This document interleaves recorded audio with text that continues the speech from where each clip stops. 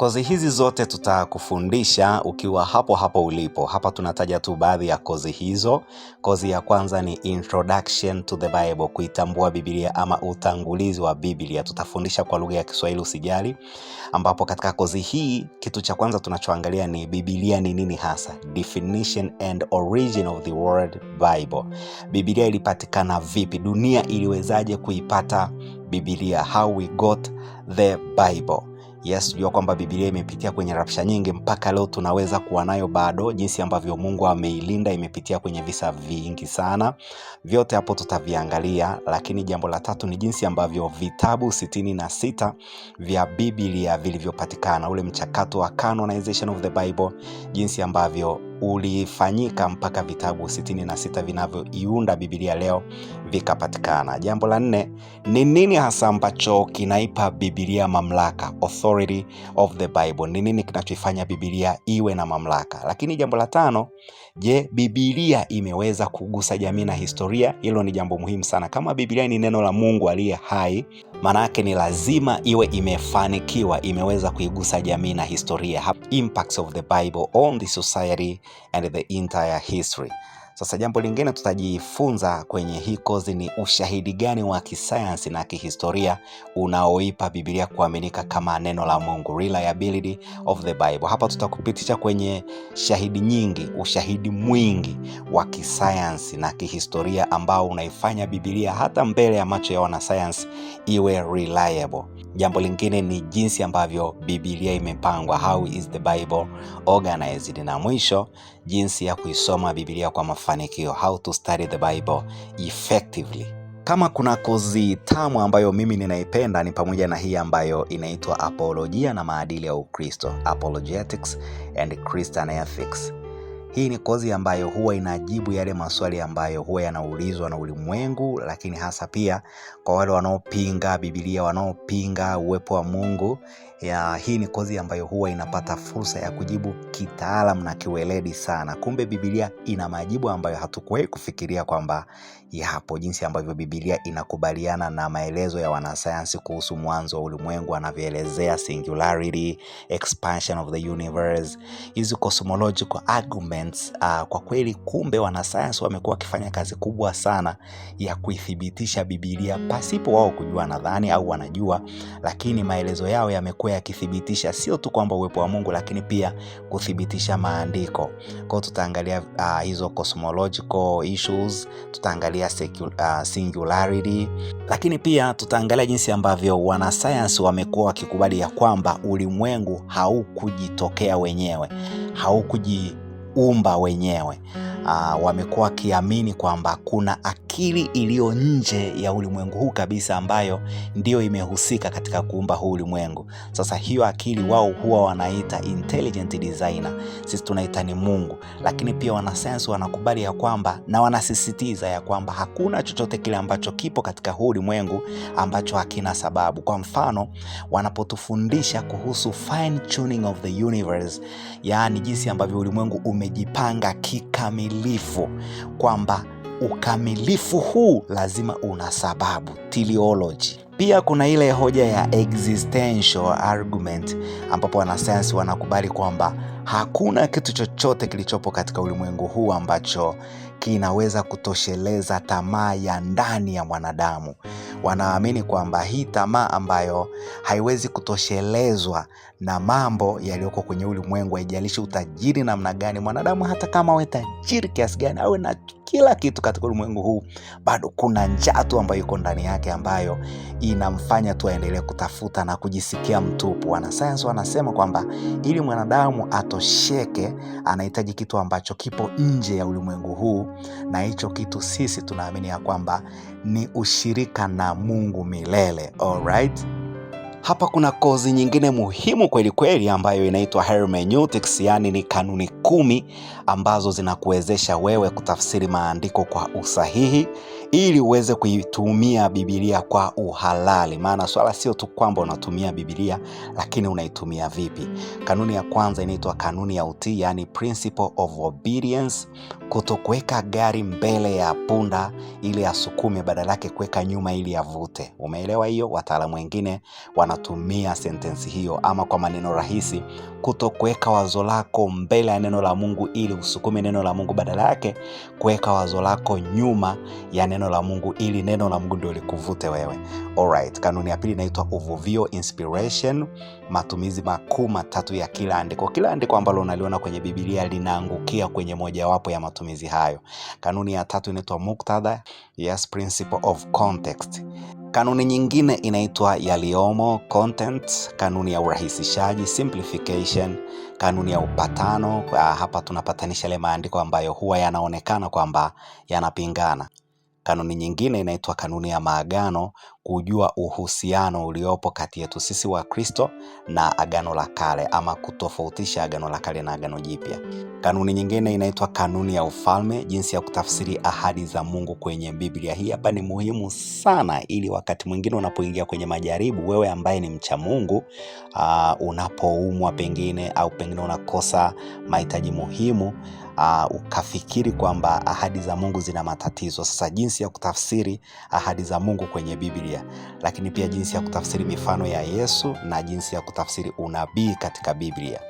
Kozi nyingine ni uchambuzi wa kitabu cha Daniel na Ufunuo. Unajua hivi vitabu vya Daniel na Ufunuo vina maono ama unabii ambao kila mtu huwa anatamani kufahamu maana zake. Ndio maana tutakufundisha kuhusu ukweli wote kuhusiana na yale majuma 70 ya Danieli. Tutaanza na yale majuma 69 na tutaenda kwenye kujua jinsi ambavyo juma la 70 linavyoingia kwenye kitabu cha Ufunuo. Ndio maana vitabu hivi huwa vinasomwa kama kozi moja.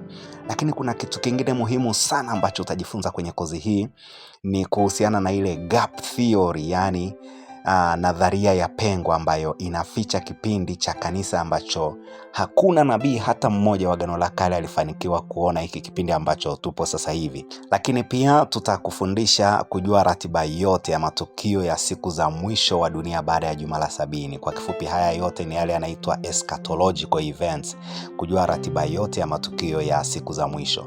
Na pia tutakusaidia kufafanua ile ndoto ya sanamu ambayo ipo kwenye Daniel sura ya 2, maana ndoto ile ni muhimu sana kwenye kujua jinsi ambavyo Mungu amehusika na historia na mpaka hapa tulipofika leo. Hapa kuna kozi nyingine ambayo ni uchambuzi wa kitabu cha waraka wa Mtume Paulo kwa Warumi.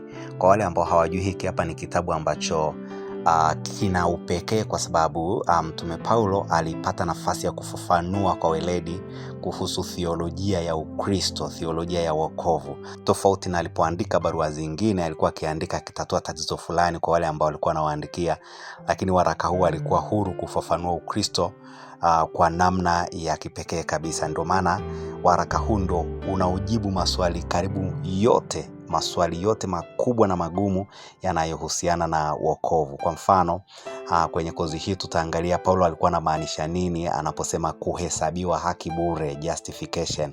Lakini Paulo alikuwa anamaanisha nini anapotumia neno ukombozi, redemption. Paulo alikuwa anamaanisha nini pia anapotumia neno utakaso, sanctification. Paulo alikuwa anamaanisha nini anapotumia neno upatanisho, propitiation. Pia katika kozi hii tutaangalia kama tunahesabiwa haki bure kwa imani, ni nini nafasi ya matendo ya sheria kwetu sisi wa Kristo. Jambo lingine, tutaangalia kazi ya matendo ya sheria ni nini hasa, uhusiano wake na Mkristo ni upi. Lakini pia tutasoma doctrine of imputation, yani dhambi ya Adamu ilikuwaje ikatujumuisha sisi ambao hatukutenda lile kosa ama ile dhambi ya kula tunda, na suluhisho lake hasa ni nini. Sura ya 5 ya Warumi itatujibia swali hilo la doctrine of imputation. Jambo lingine, kwa nini Mtume Paulo alimtumia Ibrahim kama prototype, kama mfano bora wa kuhesabiwa haki kwa imani? Upekee wake hasa ulikuwa ni nini? Alafu jambo la 9 tutatatua tatizo la masikini mimi, ile ambayo iko kwenye Warumi sura ya 7. Je, ni kweli kwamba Paulo alikuwa anashindwa kuishi maisha matakatifu aliposema kwamba hawezi kutenda atakalo na lile asilolipenda ndilo anajikuta anafanya? Tutatatua hilo tatizo. Lakini pia tutatatua lile tatizo la theolojia ya siasa, political theology, wakati aliposema tutii mamlaka. Tunatije mamlaka, na hasa pale ambapo tunajikuta tuko kwenye serikali ambazo pengine kwa macho yetu tunaona kwamba ni serikali dhalimu. Okay? Jambo la mwisho kwenye kozi hii tutaangalia pia jinsi ambavyo Paulo alivyotatua tatizo la Waisraeli. Ndio walikuwa wamemkataa Yesu, ni nini hatima yao hasa kama kumkataa kwao kulisababisha sisi mataifa tupate neema. Kozi ambayo hatuwezi kuiacha ni pamoja na mafunzo ya huduma na uongozi.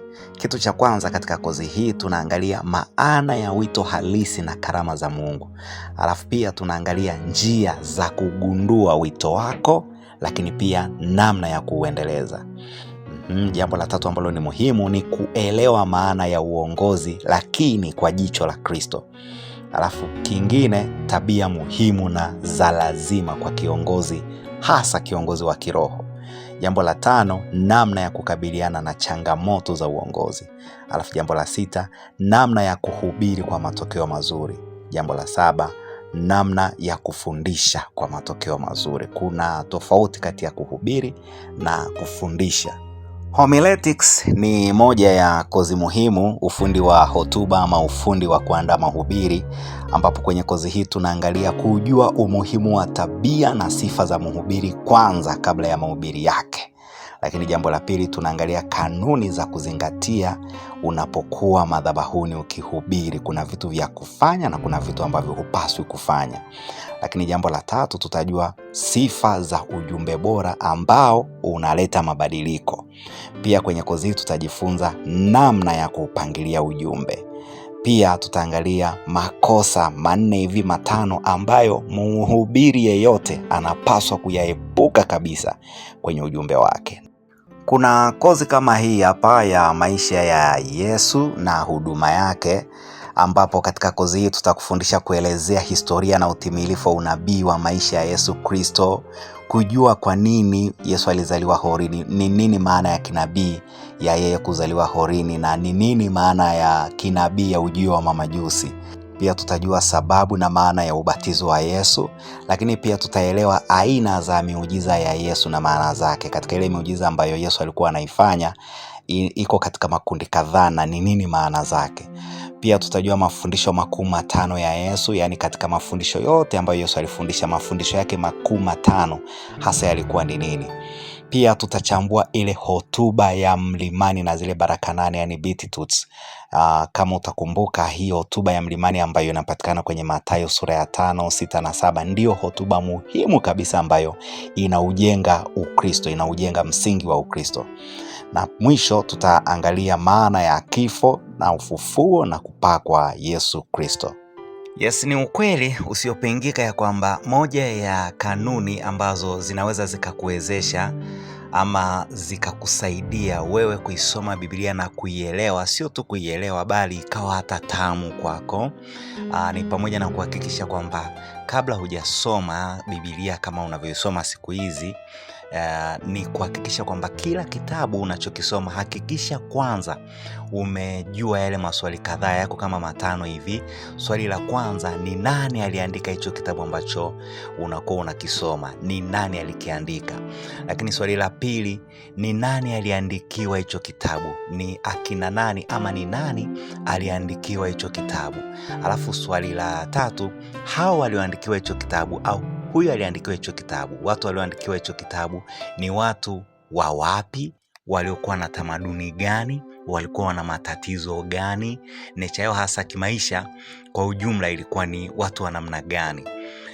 Alafu swali la 4 ni lini waliandikiwa? Ni katika nyakati gani hicho kitabu kiliandikwa? Kujua nyakati maanake utafahamu kwamba dunia ama nyakati ambazo zilikuwepo kwa hao waandikiwa walikuwa ni nyakati gani.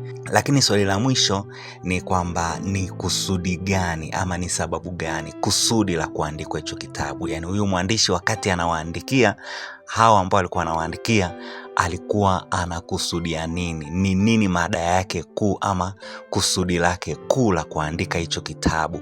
Mstari mkuu ni nini, ama mada kuu ni nini, ama neno kuu katika hicho kitabu ni nini. Sasa kwenye kozi za Biblia, ukienda kwenye vyuo vya Biblia utakutana na kitu kinachoitwa surveying ya Agano la Kale na surveying ya Agano Jipya. Sasa ni kwamba ni kozi ambazo watu wanapitia, wanafunzi wanapitia survey ya Agano la Kale yote, kitabu baada ya kitabu, wakiangalia hayo maswali ambayo nimekuambia, lakini wanapitia pia Agano Jipya kitabu baada ya kitabu, wakiwa wanajiuliza hayo maswali yote, ambayo wakiwa wanajiuliza na kutafuta majawabu ya maswali hayo ambayo nimekuambia. Sasa baada ya kufanya hivyo, Biblia sio tu kwamba inakuwa tamu, sio tu kwamba inaeleweka, lakini wewe mwenyewe pia unajisikia kuipenda, kwa sababu ni kitabu ambacho kinageuka kuwa very familiar to you, kinakuwa familia na wewe.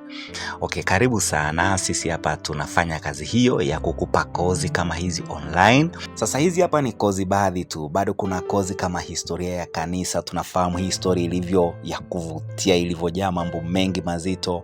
Tuna kozi kama kupitia vitabu vyote vya Mtume Paulo, nyaraka za Paulo, nyaraka zile nyingine zinaitwa nyaraka za wengine au general epistles. Kuna kozi nyingi hapo hatujazitaja.